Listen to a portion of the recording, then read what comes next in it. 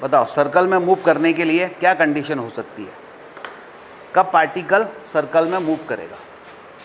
तो थोड़ा समझ लेते हैं पहले, फिर उसके बाद हम इसको लिखेंगे। पहले थोड़ा सा समझते हैं।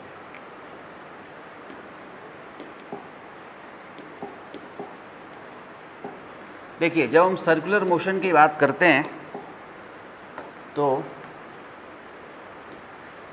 जैसे एक पार्टिकल है और वो बिल्कुल स्ट्रेट लाइन में चल रहा है, ऐसे चल रहा है, ठीक है। मान लो एक पार्टिकल ऐसे चल रहा है, स्ट्रेट लाइन में चल रहा है, ऐसे ही चलता रहेगा वो कंटिन्यूसली, बताओ, ठीक है ना। उस पर अगर कोई फोर्स नहीं लगा रहे हैं तो जैसा है वैसा ही चलता रहेगा, क्योंकि हमने इनर्शिया का लॉ पढ़ा है कहीं ना कहीं कि कोई ऑब्जेक्ट जिस स्टेट में होता है हमेशा उसी स्टेट में रहता है, जब तक कि बाहर से कोई उसको रोकने के लिए, उसकी स्टेट चेंज करने के लिए बाहर से कोई फोर्स अप्लाई ना करें। तो अगर मैं एक ऑब्जेक्ट को छोड़ दिया हूँ चलने के लिए तो वो स्पेस में कंटिन्यूसली चलता रहेगा जब तक कि बाहर से कोई फोर्स अप्लाई नहीं करे। अब एक बहुत महत्वपूर्ण बात है, उसको आप समझिएगा। ऐसे चल रहा है, पार्टिकल चल रहा है, ये पार्टिकल है। जैसे ही मैं इस पर एक फोर्स अप्लाई कर देता हूँ, फोर्स सपोज मैंने अप्लाई कर दिया ऐसा, ये फोर्स अप्लाई कर दिया इस बॉडी पर और इस फोर्स को F बोला। आप देख रहे हैं कैसे मैंने अप्लाई किया, 90 डिग्री पर। पार्टिकल जिस डायरेक्शन में जा रहा था उसके 90 डिग्री पर मैंने एक फोर्स अप्लाई कर दिया। और आप ये भी जानते हो कि 90 डिग्री वाली जो डायरेक्शन होती है ना, वो इंडिपेंडेंट डायरेक्शन होती है। इंडिपेंडेंट का मतलब होता है कि ये फोर्स जो लग रहा है इधर ऊपर, ये जब 90 डिग्री पर लगेगा तो इसकी स्पीड को तो चेंज नहीं करेगा, क्योंकि 90 डिग्री वाली डायरेक्शन कौन सी है, इंडिपेंडेंट, ठीक है। इंडिपेंडेंट का मतलब जैसे ये दो डायरेक्शन इंडिपेंडेंट है, तो एक डायरेक्शन में अगर कोई पार्टिकल चल रहा है किसी पर्टिकुलर वेलोसिटी से, फोर्स उसके परपेंडिकुलर लगाएंगे तो उसकी स्पीड को चेंज वो नहीं करने वाला। मान लो 10 मीटर पर सेकंड से चल रहा है तो 10 मीटर पर सेकंड से ही चलेगा, जैसे कि प्रोजेक्टाइल मोशन में समझा था। हॉरिजॉन्टल डायरेक्शन में वेलोसिटी थी, एक्सीलरेशन नीचे था, या ग्रेविटेशनल फोर्स नीचे था, तो वो ग्रेविटेशनल फोर्स हॉरिजॉन्टल डायरेक्शन को चेंज कर रहा था क्या, नहीं। तो इसमें भी इस यहाँ पर जो चल रहा है उसके मैग्नीट्यूड को ये चेंज करने वाला नहीं है, लेकिन इस फोर्स के कारण ये इस फोर्स की डायरेक्शन में बेंड होने का या टर्न लेने की कोशिश करती है, ठीक है। स्पीड चेंज नहीं कर रहा लेकिन वो टर्न ले सकता है। तो ये टर्न ले लिया इधर, ऐसा इधर आ गया पार्टिकल। जब पार्टिकल इधर आ गया, सुनिएगा, जब ये पार्टिकल यहाँ आ गया तो फिर से हमने इस पर फोर्स ऐसा लगाया कि जो डायरेक्शन है इसके जाने की उसके परपेंडिकुलर फोर्स रहे हमेशा। तो फिर से क्या होगा, इसकी स्पीड चेंज नहीं होगी लेकिन डायरेक्शन चेंज हो जाएगी, और डायरेक्शन ये फोर्स की डायरेक्शन में घूमने की कोशिश करेगा। तो ऐसे बेंड हो गया इधर, यहाँ आ गया, फिर इसकी डायरेक्शन जाने की ये है। हम फिर इस पर 90 डिग्री पर एक फोर्स लगाएं तो फिर से ये इसी फोर्स की डायरेक्शन में मुड़ जाएगा ऐसे। फिर इस पर एक ऐसा फोर्स लगाएं F 90 डिग्री पर, जाना इधर चाहता है, फोर्स इधर लगा दिया तो फिर मुड़ जाएगा, और मुड़ते मुड़ते सपोज यहाँ आ गया तो फिर हम इस पर 90 डिग्री पर फोर्स लगाएं तो फिर ये मुड़ जाएगा। मुड़ते मुड़ते आप देखेंगे कि वो क्या कंप्लीट कर लेगा, एक सर्कल कंप्लीट कर लेगा कि नहीं। ये हुआ सर्कुलर मोशन। अब आपको यहाँ से थोड़ा बहुत कहानी समझ में आएगी कि सर्कुलर मोशन में फोर्स तो लगता है, लेकिन फोर्स हमेशा कैसा लगता है, it is always perpendicular to the direction of motion. कैसा लगता है, always perpendicular to the direction of motion. यहां डायरेक्शन ऑफ मोशन ये थी, यहां डायरेक्शन ऑफ मोशन ये है, यहां डायरेक्शन ऑफ मोशन ये है, यहां डायरेक्शन ऑफ मोशन ये है, यहां डायरेक्शन ऑफ मोशन ये है, यहां डायरेक्शन ऑफ मोशन ये है, ठीक है।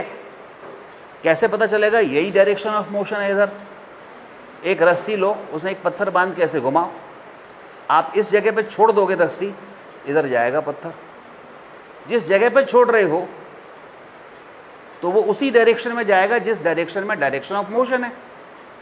तो आप इमेजिन करो, यहाँ छोड़ेंगे तो ऐसे ही जाएगा ना कि अपने आप सर्कल बनाता रहेगा, नहीं बनाएगा ना। जैसी रस्सी छोड़ी, जहाँ छोड़ी उसके टेंजेंशियली भाग जाएगा। यहाँ छोड़ोगे यहाँ भागेगा, यहाँ छोड़ोगे यहाँ भागेगा, यहाँ छोड़ोगे यहाँ भागेगा। मतलब ये डायरेक्शन ऑफ मोशन है।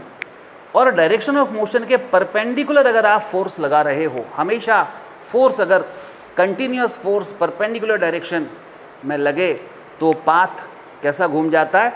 सर्कल में घूम जाता है। और सर्कल में घूम गया तो सर्कल की रेडियस होगा, सर्कल की सेंटर होगा। तो ये जो फोर्स लगता है आप देख रहे हैं हमेशा किस डायरेक्शन में है? सेंटर की डायरेक्शन में है। ठीक है, तो इसलिए इस फोर्स को बोलते हैं सेंट्रीपिटल फोर्स। क्या बोलते हो? सेंट्रीपिटल। सेंट्रीपिटल मतलब फोर्स टुवर्ड द सेंटर। एक और मजेदार बात यह है कि ये फोर्स, सेंट्रीपिटल फोर्स कोई नए टाइप का फोर्स नहीं है। पूरे यूनिवर्स में केवल 4 फोर्स हैं। एक ग्रेविटेशनल फोर्स है, एक इलेक्ट्रोमैग्नेटिक फोर्स है, एक वीक फोर्स है और एक कौन सा है? न्यूक्लियर, स्ट्रॉन्ग न्यूक्लियर फोर्स है। 4 ही फोर्स हैं बस।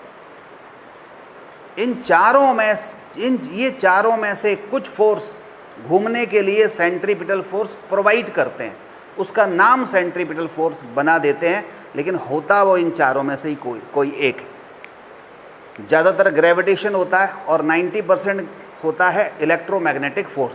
रस्सी को पकड़ के जब घुमाते हैं ना, कौन घुमा रहा है? हम घुमा रहे हैं। तो हमने रस्सी में क्या प्रोड्यूस किया? टेंशन। और वो टेंशन फोर्स जो है, नाम टेंशन फोर्स हो गया, लेकिन है कौन सा? इलेक्ट्रोमैग्नेटिक फोर्स है। समझ आई बात? सन के अराउंड ऑल प्लैनेट रिवॉल्व कर रहे हैं, उनको भी तो घूमने के लिए कुछ फोर्स चाहिए। तो वो सेंट्रीपिटल फोर्स कौन देता है? सन और अर्थ के बीच में जो ग्रेविटेशनल पुल होता है वो उनको घूमने के लिए सेंट्रीपिटल फोर्स देता है। और वो फोर्स हमेशा टुवर्ड द सेंटर होगा। अगर फोर्स टुवर्ड द सेंटर नहीं है तो सर्कुलर मोशन नहीं लग पाएगा, नहीं बन पाएगा। तो सर्कुलर मोशन की 2 ही कंडीशन है। पहला कि कोई पार्टिकल पर फोर्स हमेशा ऐसा लगे, फोर्स लगे पहली बात, और फोर्स हमेशा ऐसा लगे कि उसकी direction perpendicular to the direction of motion हो। अगर ऐसा है तो क्या हो जाएगा? वो सर्कल में रिवॉल्व करेगा। और इस फोर्स को क्या बोलेंगे? सेंट्रीपिटल फोर्स बोलेंगे। मेरे ख्याल से ये बात क्लियर हुई होगी आपको। क्या बोलेंगे? सेंट्रीपिटल फोर्स बोलेंगे।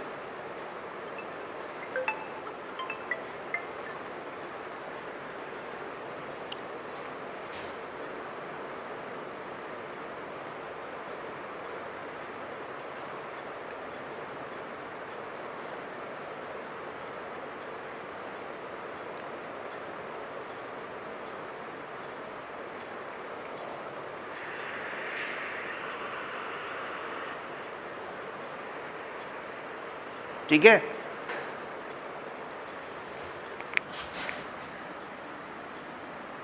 अब जब हमने ये पता कर लिया कि सर्कुलर मोशन ऐसा होता है, तो फिर सर्कुलर मोशन जो है वो बताइए 1 डायमेंशनल मोशन है या 2 डायमेंशनल मोशन है? 2 डायमेंशनल मोशन है। क्यों? क्योंकि इसको यस 2 डायमेंशन है या 1 डायमेंशन है?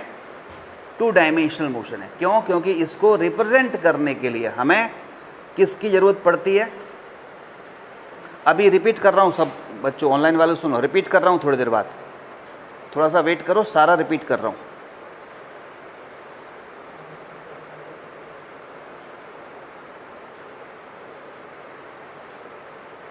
यस, क्या बता रहा था मैं?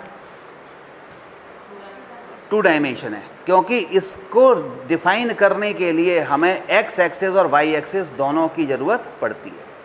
ठीक है, तो सर्कुलर मोशन क्या है? चलिए अब थोड़ा लिख लेते हैं। लिखो, मैं भी लिख देता हूँ, आप भी लिख लो। If force on a particle acting such a way that direction of force is always perpendicular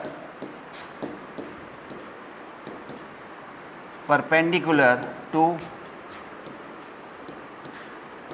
direction of motion, then particle revolves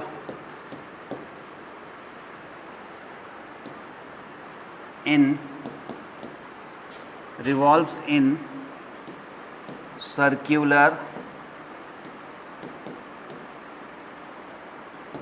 path. Okay, so this motion is called circular motion. This type of 2D मतलब 2 dimension motion is called, क्या होता है? Circular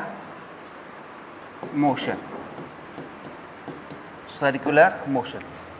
आप चाहे diagram बना सकते हैं, जैसे एक ये सर्कल है,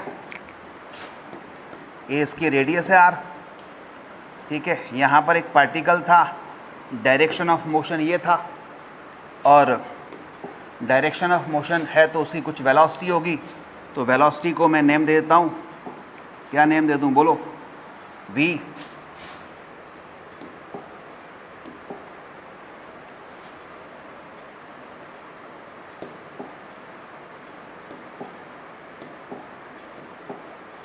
इसको नेम देता हूँ v, ठीक है।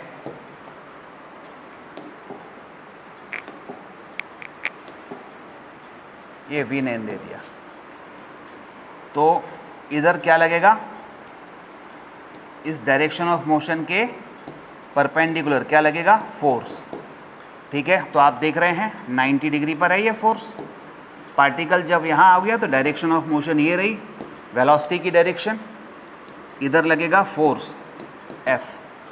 जब पार्टिकल यहाँ होगा तो वेलोसिटी की डायरेक्शन ये होगी, ये डायरेक्शन ऑफ मोशन है, इधर लगेगा फोर्स F। जब पार्टिकल यहाँ होगा तो डायरेक्शन ऑफ मोशन ये है वेलोसिटी की, और ये हो गया फोर्स F। तो आप देख पा रहे होंगे कि फोर्स की डायरेक्शन हमेशा किधर है? Toward the centre, and this force is called centripetal force. क्या बोलते हैं इसको? सेंट्रीपिटल फोर्स, ठीक है। वाशु, अनुज, श्रेया, समझ में आ गया ये बात? इसी को बोलते हैं सेंट्रीपिटल फोर्स, ठीक है ना। This force is called centripetal force.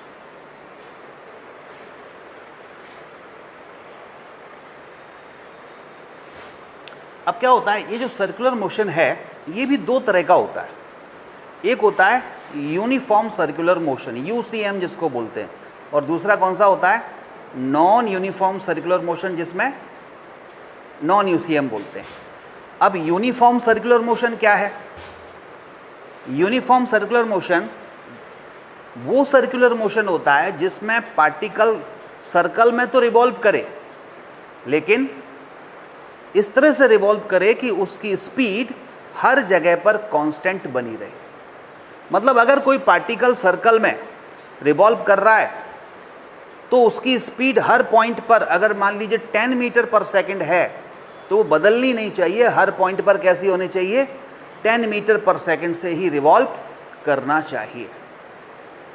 अब आप कहोगे जब वो उसकी स्पीड हर जगह पे कांस्टेंट है, 10 मीटर पर सेकंड है, तो फिर एक्सेलरेशन कैसे आएगा? और एक्सेलरेशन से तो फोर्स बनता है, या फोर्स होता है तो एक्सेलरेशन होता है। तो फिर यहाँ पर फोर्स या एक्सेलरेशन कैसे बनेगा?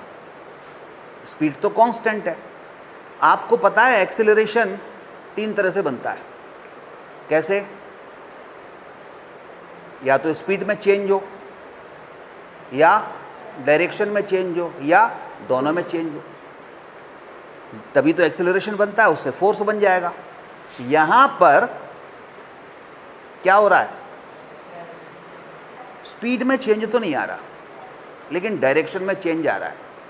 तो वेलोसिटी की डायरेक्शन में चेंज आने के कारण क्या हो रहा है? एक्सीलरेशन बनेगा, और उस एक्सीलरेशन को बोलेंगे सेंट्रीपिटल एक्सीलरेशन। उसकी भी डायरेक्शन टुवर्ड द सेंटर होगी, और उस सेंट्रीपिटल एक्सीलरेशन में मास से मल्टीप्लाई कर दो, F=ma होता है ना, तो क्या बन जाएगा? वो सेंट्रीपिटल फोर्स बन जाएगा। समझ आई बात?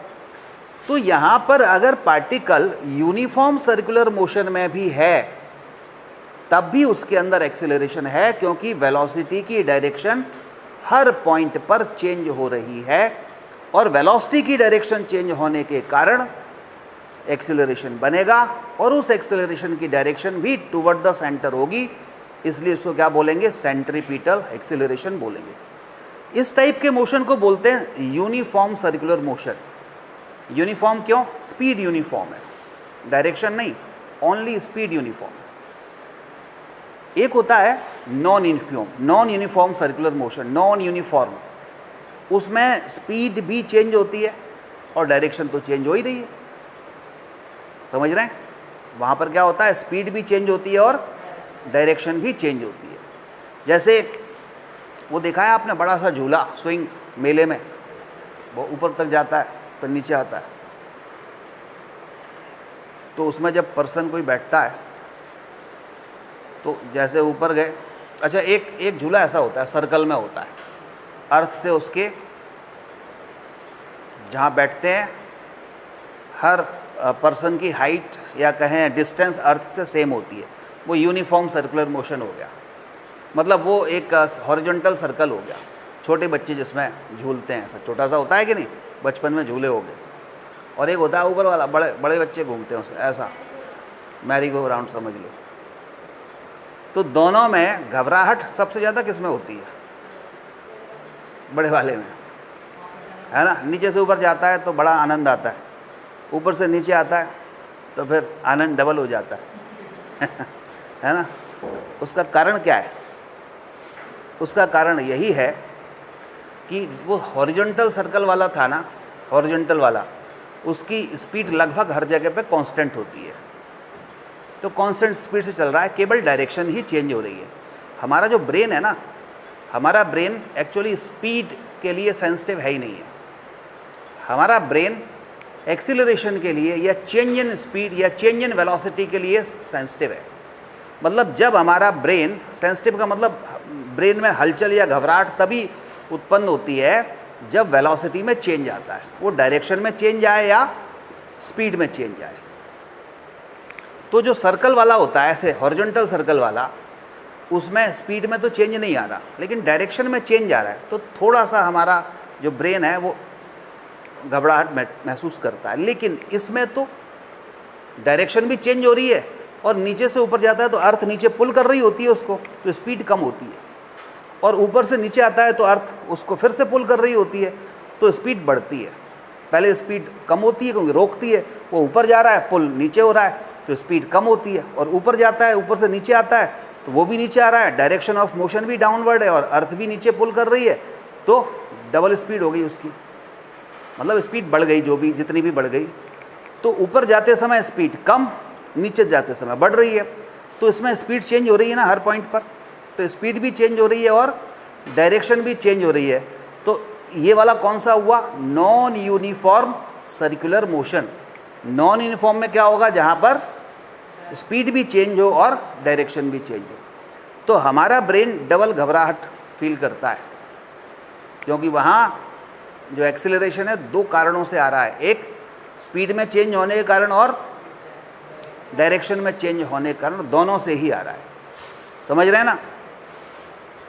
प्लेन में जब जाते हैं ना अपन किसी, तो जब प्लेन टेक ऑफ करता है या ऊपर से लैंड करता है नीचे की तरफ, तो 2 ही कंडीशन ऐसी होती हैं, जब आपको इंस्ट्रक्शन दिए जाते हैं कि जो बेल्ट वगैरह है वो बांध लीजिए, और जब ऊपर जाके फिर हॉरिजॉन्टल प्लेन उड़ने लगता है तो फिर उसकी स्पीड कांस्टेंट हो जाती है। वो फिर कितनी भी हो जाए, कितनी भी हो जाए, कितनी भी ज़्यादा हो जाए, वो जो है कांस्टेंट स्पीड होती है ऊपर। तो फिर हमारे ब्रेन को कुछ भी फील उस समय नहीं होता। आराम से जैसे यहाँ बैठे हैं और यही मान लो एक प्लेन का कंपार्टमेंट होता है होता तो, और ये मान लो एक इमेजिन के लिए कि मान लो कि ये 500 किलोमीटर पर आवर की स्पीड से उड़ रहा होता, तब भी हमें कुछ भी फील नहीं होता अंदर। क्यों? क्योंकि स्पीड क्या है? कांस्टेंट। तो जैसे अभी बैठे हैं वैसे ही बैठे रहते हैं। लेकिन जब उसकी स्पीड 500 से धीरे धीरे कम होगी या 0 से 500 होगी, तो 0 से 500 तक पहुंचने के लिए या 500 से 0 तक पहुंचने के लिए तब स्पीड में चेंज आ रहा होगा, फिर हमारा ब्रेन में घबराहट स्टार्ट होती है। तो इसीलिए आपको प्लेन में टेक ऑफ करते समय या लैंड करते समय नीचे 2 ही समय ऐसे होते हैं जब बेल्ट बांधने के लिए बोलते हैं। एक बार जब ऊपर उड़ जाता है, उसके बाद फिर हॉरिजॉन्टल होकर स्पीड उसकी कांस्टेंट बनी रहती है, तो फिर हमें कोई फ़र्क नहीं पड़ता। आप एक नेट पर सर्च करना, रेस्निक हैलिडे, एक बुक आती है रेस्निक हैलिडे, और उसमें कुछ डायग्राम दिए गए हैं, और पायलट जो होता है या उसके सामने कैमरा लगा दिया गया है, और जब टेक ऑफ करता है हवाई जहाज़, ठीक है, तो उस समय उसके चेहरे के एक्सप्रेशन, और नीचे आता है तब एक्सप्रेशन, और जब कांस्टेंट स्पीड से उड़ता है तब के एक्सप्रेशन। तीनों में ज़मीन आसमान का अंतर होता है। ऐसे ही रॉकेट, एस्ट्रोनॉट होते हैं ना, वो अगर किसी रॉकेट के अंदर बैठा हुआ है, और जब रॉकेट तो प्लेन से भी कई double triple multiples fold speed से बढ़ता है वो तो आगे, तो उसमें जब वो कांस्टेंट स्पीड तक ना पहुंच जाए, तब तक आप एस्ट्रोनॉट के चेहरे को देखो। 0 से जैसे ही मैक्सिमम होगा ना, उसका चेहरा आप पहचान नहीं सकते, बिगड़ जाता है पूरा। वो सब उसके प्रिंट उसमें हैं रेस्निक हैलिडे में, आप देखोगे तो। कभी इसमें अभी नेट इसमें नहीं है, अदरवाइज मैं आपको दिखा देता। तो कुल मिला के एक बात ये है कि 2-3 बातें समझ में आई। पहला, सर्कुलर मोशन चाहिए तो क्या चाहिए? फोर्स चाहिए, और फोर्स की डायरेक्शन ऑफ मोशन के परपेंडिकुलर चाहिए, नंबर 1 बात। दूसरी बात क्या है कि यूसीएम होता है और एक नॉन यूसीएम होता है। यूसीएम का मतलब क्या है? यूनिफॉर्म सर्कुलर मोशन, ठीक है, और नॉन यूसीएम का मतलब, और नॉन यूसीएम मतलब non uniform circular motion. UCM की कंडीशन क्या है? केवल डायरेक्शन चेंज होती है, स्पीड कांस्टेंट रहती है, वेलोसिटी का मैग्नीट्यूड कांस्टेंट बना रहता है। और नॉन यूसीएम में स्पीड भी चेंज होती है और डायरेक्शन भी चेंज होती है। अच्छा, डायरेक्शन चेंज करने के लिए सेंट्रीपिटल एक्सीलरेशन चाहिए। एक्सीलरेशन के अगर डायरेक्शन चेंज हो रही है तो सेंट्रीपिटल एक्सीलरेशन, लेकिन उसका मैग्नीट्यूड चेंज करना है तो फिर वो होता है टेंजेंशियल एक्सीलरेशन। क्या होता है? टेंजेंशियल, यानी इस स्पीड को भी चेंज करना है। यहाँ V1 हो जाए, यहाँ V2 हो जाए, यहाँ V3 हो जाए, V4 हो जाए, तो स्पीड को चेंज करने के लिए कौन सा एक्सीलरेशन चाहिए होता है? टेंजेंशियल। उसको डिनोट करते हैं AT से। AT मतलब टेंजेंशियल। टेंजेंशियल, इस सब के बारे में पढ़ेंगे अभी, टेंजेंशियल एक्सीलरेशन। और AC का मतलब क्या है? Centripetal acceleration. Centripetal acceleration. अब आप मुझे बताओ AT का काम क्या है? What function of AT? Magnitude change करना। किसका? स्पीड का, वेलोसिटी का, ठीक है। AC का काम क्या है? डायरेक्शन चेंज करना। ठीक बात है, डायरेक्शन चेंज करना। बच्चे कह रहे हैं कौन सी किताब? मतलब ये नहीं पढ़ेंगे, एक शब्द मैंने बोल दिया तो बस उसी के पीछे पड़ गए कि वो बुक बताओ आप कौन सी है।